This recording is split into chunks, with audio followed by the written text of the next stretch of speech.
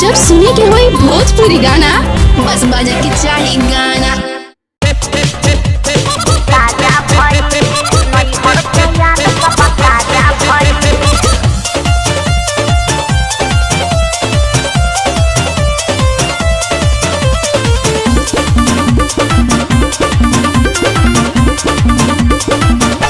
पूरा राती जागल बुझालू भौजी रहू से जिया पलागल बुझालू भौजी जे समझा बोला।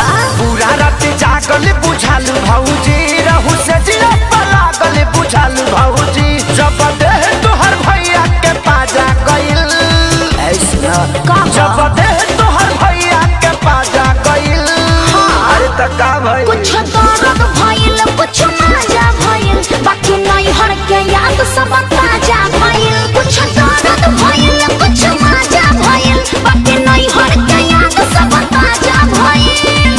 अरे का बुझला ताजा भइल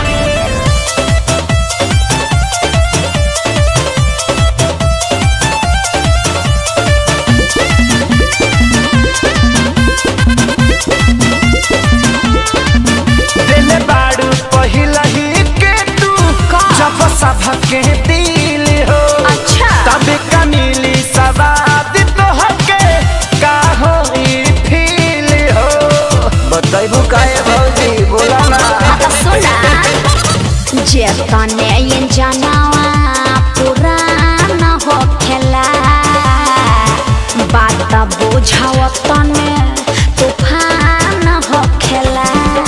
काका चेक बंद करके दरवाजा भइल अरे बोला ना कुछ दर्द भइल कुछ मजा भइल बाकी नहीं हर के याद सब ताजा भइल। कुछ दर्द भइल कुछ मजा भइल बाकी नहीं हर के याद सब ताजा भइल।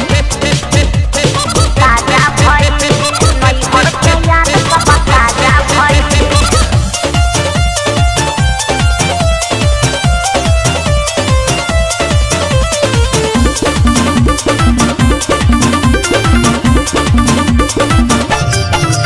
अब पता चलल बाड़ू तू पहिले के खिलाड़ी हो गाड़ी एक्सीडेंटल पवले सच कुंदन खेसारी हो पता चल गए भौजी जवान बोझ क्या बा बोझा बात तोहार मरजी बात साफ बतियाई ले न बोली फरजी। तो कैसे सुर्ती खानी देह आज गाजा भइल बोला ना कुछ दर्द भइल कुछ मजा भइल बाकी नहीं हर के याद सब ताजा भइल। कुछ दर्द भइल कुछ मजा भइल बाकी नहीं हर के याद सब ताजा भइल। अरे बाकी मूड फ्रेश हो गइल।